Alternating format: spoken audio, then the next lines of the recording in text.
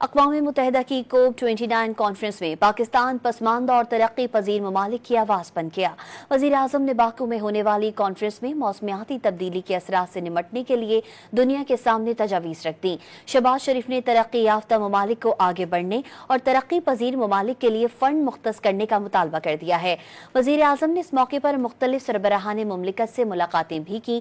मजीद अहवाल इस रिपोर्ट में देखिए। दुनिया को मौसमियाती तब्दीली के खौफनाक असरात से बचाने का मिशन। अज़रबैजान के दारुल हुकूमत बाकू में माहौलियात के तहफ़्फ़ुज़ के लिए बड़ी बैठक लग गई। वज़ीर आज़म ने क्लाइमेट फाइनेंस गोल मेज कॉन्फ्रेंस से खिताब में मौसमियाती खतरात से निमटने के लिए अक़वाम मुत्तहिदा के फ्रेमवर्क पर अमल दरामद और खतीर फंड मुख्तस करने का मुतालबा कर दिया। Pakistan can understand the agony and pain of other vulnerable developing countries as we have faced 2 devastating floods and are still recovering from the loss.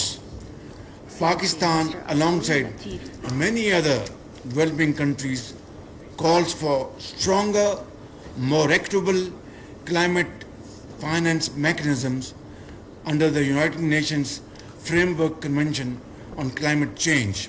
वज़ीर आज़म शहबाज शरीफ ने बाकू में ही ताजिकिस्तान की मेजबानी में होने वाले इजलास में ग्लेशियर्स के तहफ़्फ़ुज़ के लिए हंगामी इक़दामात नागुज़ीर करार दे दिए। This is a very grave situation and demands urgent action. We must act and act now, not only for these glaciers, but for the survival of the people and communities. Conference की side lines पर वज़ीर आज़म की आलमी रहनुमाओं से गैर रस्मी मुलाकातें भी हुई। वज़ीर आज़म के इमाराती सदर मोहम्मद बिन जायद अल नहान, तुर्क सदर रजब तैयब उर्दवान, बरतानवी वज़ीर आज़म सर कीयर स्टारमर से मुलाकात हुई। शहबाज शरीफ के उज़्बेक सदर शौकत मिर्जा यौफ, ताजिक सदर इमाम अली रहमान, नेपाली सदर रामचंद्र और बांग्लादेश की अबूरी हुकूमत के chief adviser doctor Mohammad Yunus से भी मुलाकात हुई।